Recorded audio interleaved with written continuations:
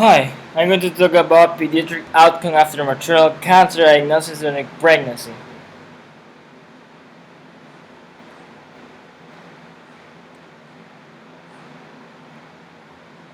I'm going to start with the definition. Fetal development is a complex process. At different stages of development, different aspects can be influenced by external factors, such as e.g. teratogenic drugs, alcohol, smoking, maternal stress, and altered nutrition. Among women in whom cancer is diagnosed during pregnancy, factors such as maternal illness, diagnosis test, cancer treatment, and increased levels of maternal stress can negatively influence fetal development. Cancer treatment during pregnancy exposes the fetus to potentially toxic substances that influence cell division. Chemotherapeutic drugs can cross the placenta in varying amounts. Data on fetal effects of maternal cancer treatment are based mainly on retrospective cohort studies. Our group published combined prospective and retrospective data from a multicenter study involving children who had prenatal exposure to chemotherapy. Our initial data seemed to suggest that fetal exposure to maternal cancer treatments was not associated with cognitive or cardiac abnormalities. Methods. This study is based on collaboration between national referral centers in Belgium, the Netherlands, Italy, and the Czech Republic, all members of the International Network on Cancer, Infertility, and Pregnancy. Children in the prenatal exposure group had mothers in whom cancer was diagnosed during pregnancy with or without treatment during pregnancy.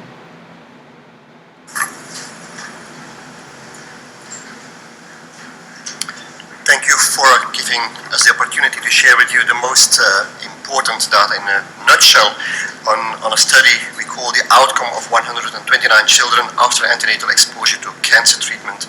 And this is a case control study conducted by the International Network on Cancer, Infertility and Pregnancy Registry.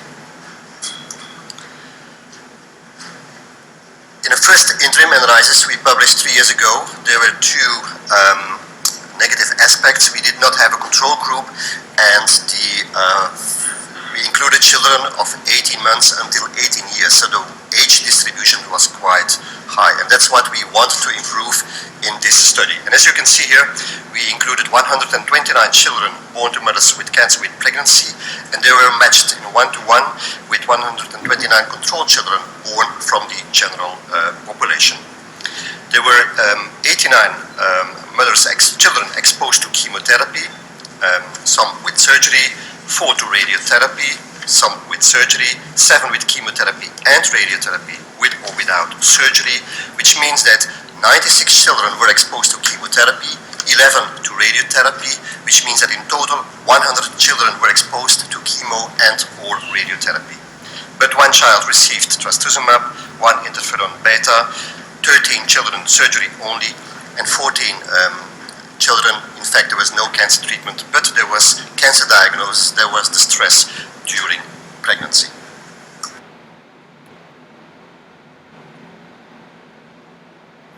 Study testing. We collected obstetric, perinatal, including congenital malformations, and oncologic data for each mother-child pair. We calculated birth weight percentiles considering the gestational age of birth weight, sex, race or ethnic group, fertility, and maternal age, and weight when available. What did we do? We looked into the general health. We did a general pediatric and clinical neurological examination, and there was a general health questionnaire for the parents. We looked into the cognitive outcome. We did do the Bailey scales of infant development, the 2nd or the 3rd edition by a psychologist, and we looked into detail in the heart morphology and heart functions by doing an echocardiography and an electrocardiography. Looking into the postnatal growth, we see at the left males, at the right females. We look into the length, is the above curve, into the weight in the middle, and the head circumference at the bottom. And as you can appreciate, actually most of the values in fact fall between the the 5th and the 95th percentile. In the study, 61% of the children was in fact preterm, and 22% were actually had a weight lower than a 10th percentile, which is in fact double as what you would expect. But of these children, 64% actually had a catch-up growth until normal growth measures.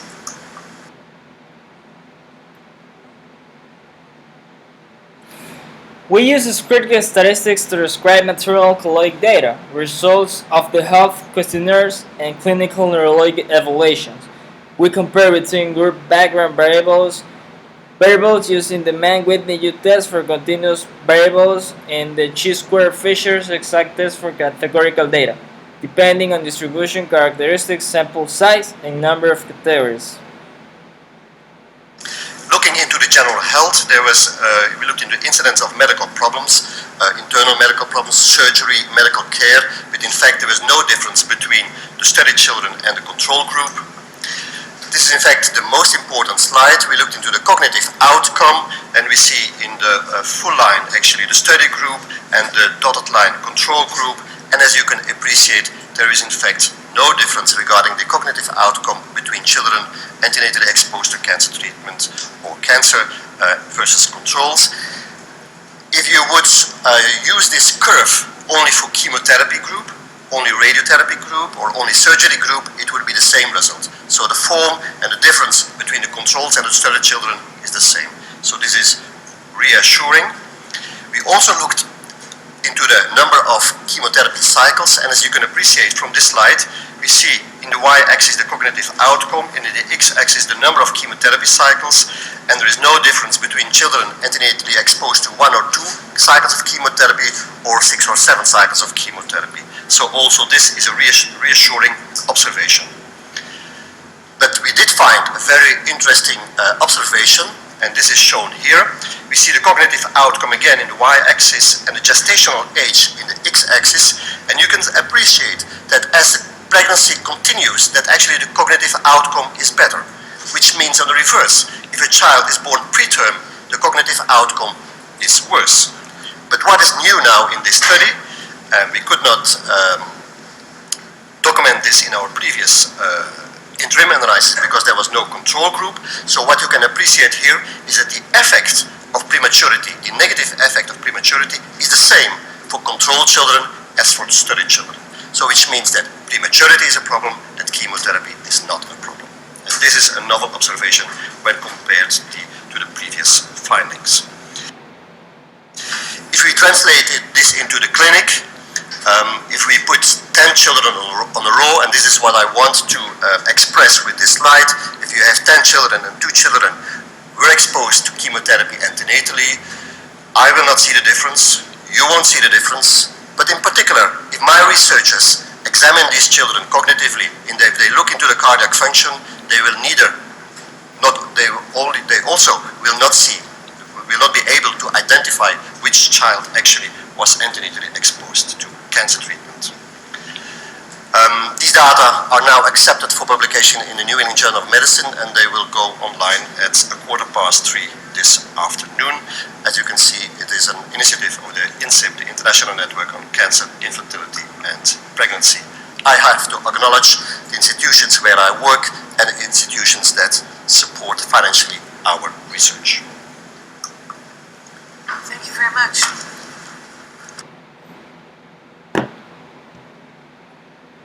Applications in medicine. In this multi-center prospective case control study involving 129 children under matched controls, we documented the effects of prenatal exposure to maternal cancer and cancer treatment on general health, prenatal and postnatal growth, cognitive development, and cardiac structure and function. The pros. In particular, chemotherapy had no clear adverse effects on postnatal growth or in cognitive or cardiac function. Our data suggests that the diagnosis of cancer in pregnancy is not necessarily an indication to terminate the pregnancy. The cons. Our study has some limitations. Our results cannot be extrapolated to all chemotherapeutic drugs, especially new targeted drugs.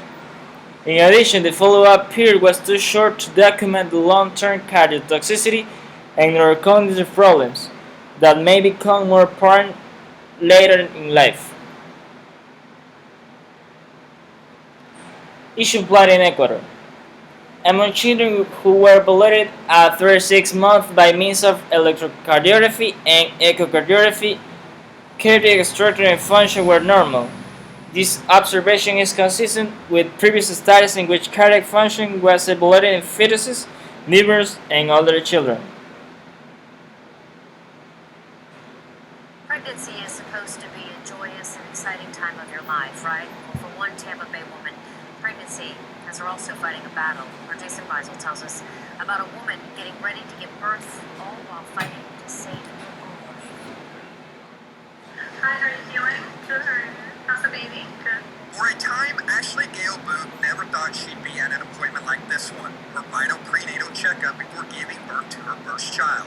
I just didn't expect it to be so soon. Doctors initially told Ashley she wouldn't be able to conceive. Something about my ovaries or something, I don't know. And I had endometriosis, and they say that makes things difficult, so. In March, Ashley beat the odds and became pregnant. Just 2 weeks later, she made another unexpected discovery. I was just putting, like, the lotion on to prevent, like, stretch marks and stuff, and I had felt a lump in my left breast. A biopsy revealed cancer in her left breast, muscle, and lymph nodes. I came back, I was just like, okay, well, what do we do now? I want to know what's next. Her treatment involved a mastectomy and chemotherapy, which she didn't agree to until learning it wouldn't affect the baby. Because it didn't pass through the placenta, and because the baby's spinal cord and all that was closed. Ashley will be induced on October 4th, 8 weeks early. Doctors have been injecting steroids into the baby's lungs to make them stronger so he can breathe on his own. The early due date will give Ashley and her baby son a better shot at avoiding complications. I just want him to be okay. I'm not worried about anything else. Ashley still faces additional surgery and chemotherapy, but looks forward to watching her son grow and hopes to give him a sibling sometime in the